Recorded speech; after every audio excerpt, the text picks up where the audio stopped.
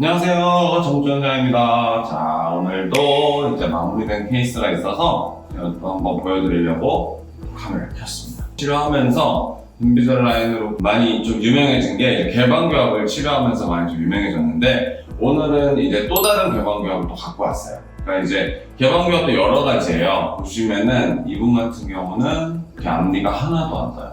나이가 저한테 왔을 때 30이었는데 엄마랑 같이 왔어요. 나 한 번도 앞니로 뭘 씹어본 적이 없대요. 개방교합이 생기는 원인들이 여러 가지인데, 태어났을 때부터 약간 뼈가 그래서 분들, 골격성, 그 다음에 치성, 이빨의 어떤 문제, 약간 그러니까 요거는 선천성이 강하고 요거는 후천성이 강해요.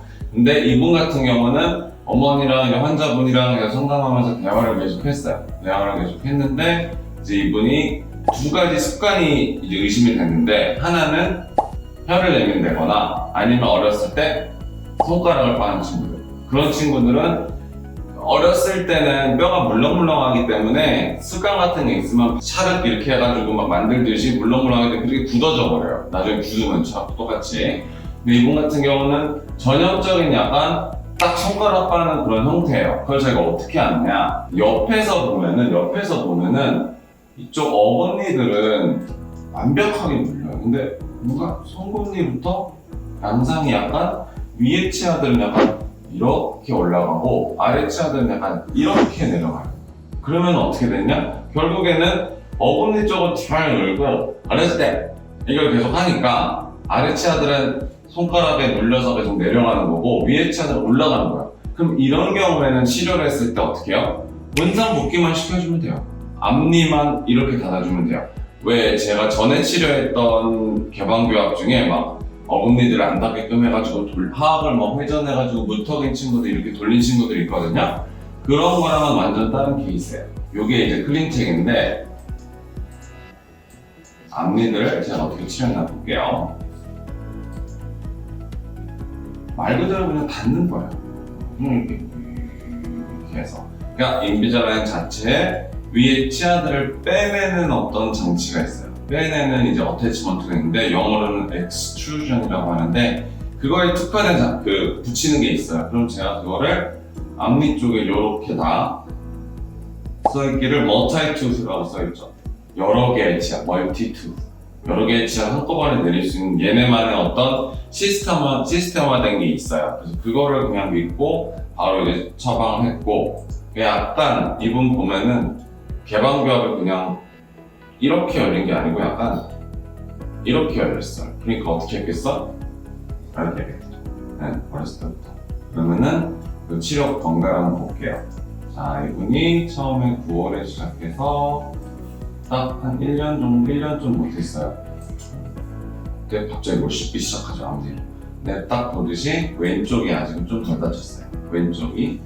그러면은 똑같이 이제 조금 더 치료를 했을 때는 2월. 이제 거의 다 맞았죠? 근데 여기서는 이제 교합 맞추고 이런 것만 하면 돼요. 그러니까 시작과 끝을 한번 비교해 볼게요. 이렇게 시작했던 분이 이제 2년 정도 걸렸어요. 2년 정도. 1년, 2년. 왜 2년 정도 걸렸냐? 개방교합을 했을 때는 약간 딜레마긴 해요.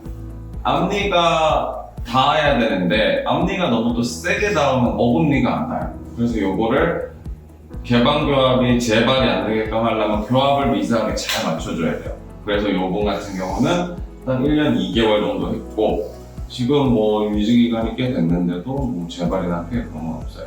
그러니까 내가 이제 앞니가 안 닿는다. 그러면은 이제 물론 뭐 저한테 와서 진단받는 게 제일 빠르겠지만, 내가 어렸을 때 습관이 있었나? 한번 생각해 보시는 것도 있고, 아니면은 내가 어금니 물리는 게 어렸을 때부터 잘 안 됐다. 그러면은 본인이 어떤 자가 진단을 해서 나는 약간 습관적인 후천성이냐 선천성이냐 요거에 따라 치료가 좀 달라져요. 요게 이제 개방교합을 치료하는 데 가장 핵심이에요. 요걸 진단해내는 게. 그러니까 요거를 이 케이스를 보시고 환자분들도 보고 한번 자가 진단해 보시고, 근데 그렇게 와야 돼요. 와서 이 치료를 해야 되니까 인비절라인이 확실히 개방교합을 치료하는 데는 저한테는 너무나 신세계를 열어줘가지고 너무 편해요. 옛날 같은 거 나사 심는 거 난리 쳐야 돼. 저도 물론 나사 심는 경우가 있는데 꼭 필수 조건이 아닌 게 너무 좋아요.